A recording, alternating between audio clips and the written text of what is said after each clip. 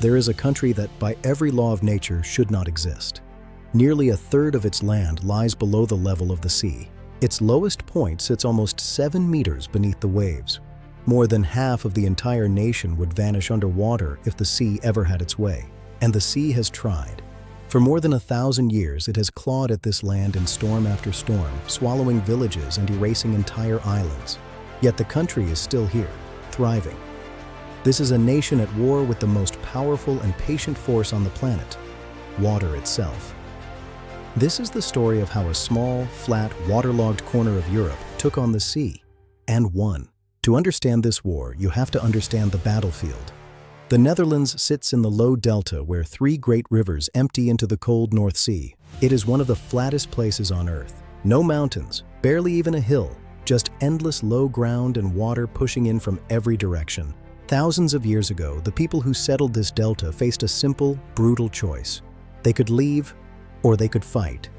They chose to fight. Their first weapon wasn't a wall, but a hill. They began piling up earth, clay, mud, and dung into great artificial mounds called turpen. On top of them, safe above the water, they built their homes and churches. Life continued on top, like little islands in a temporary sea. But mounds could only protect a village. To protect the land, they began connecting them with walls of earth, the first dikes. A simple idea, but a massive undertaking. Out of necessity, the Dutch invented waterboards, local councils to manage the dikes. These are among the oldest democratic institutions on Earth. Cooperation was survival.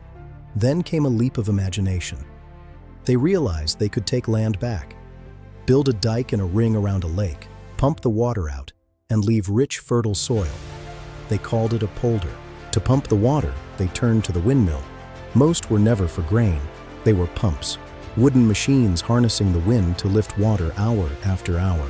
In the 1600s, they drained the Beemster Lake, turning open water into thousands of acres of perfect farmland.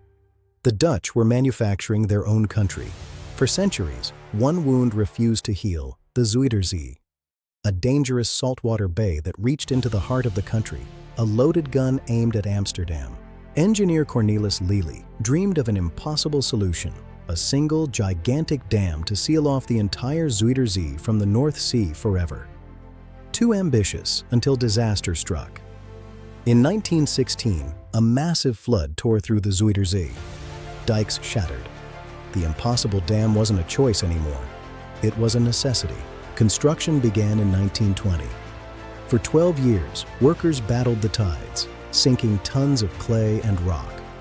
In 1932, they closed the final gap. The sea was tamed.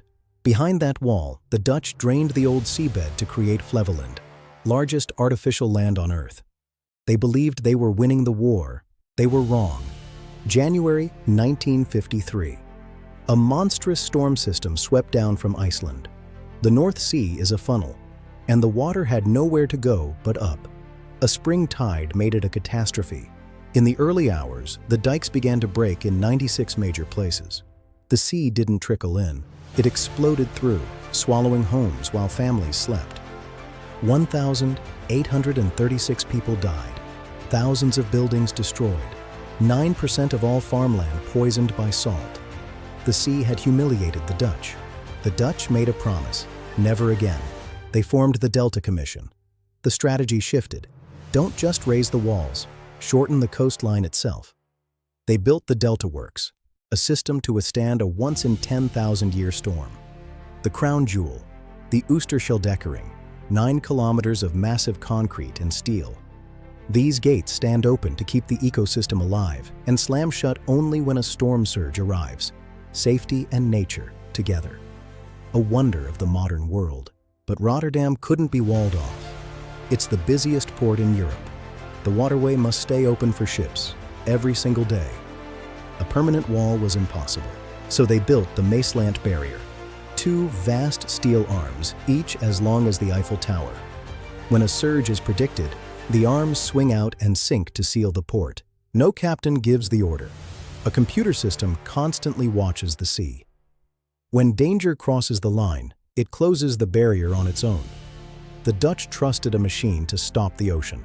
By the 1990s, They learned a new lesson. You can't just fight the water. Sometimes you must give it room. They moved dikes backward to create space for swollen rivers to spread safely. They began building with nature.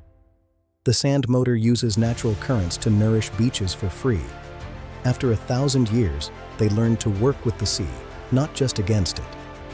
But the sea is rising. The truce must be renewed forever.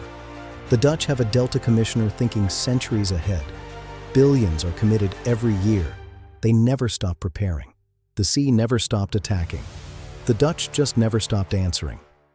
Working together, refusing to give up, they hold back the ocean itself. One dike, one pump, one gate at a time.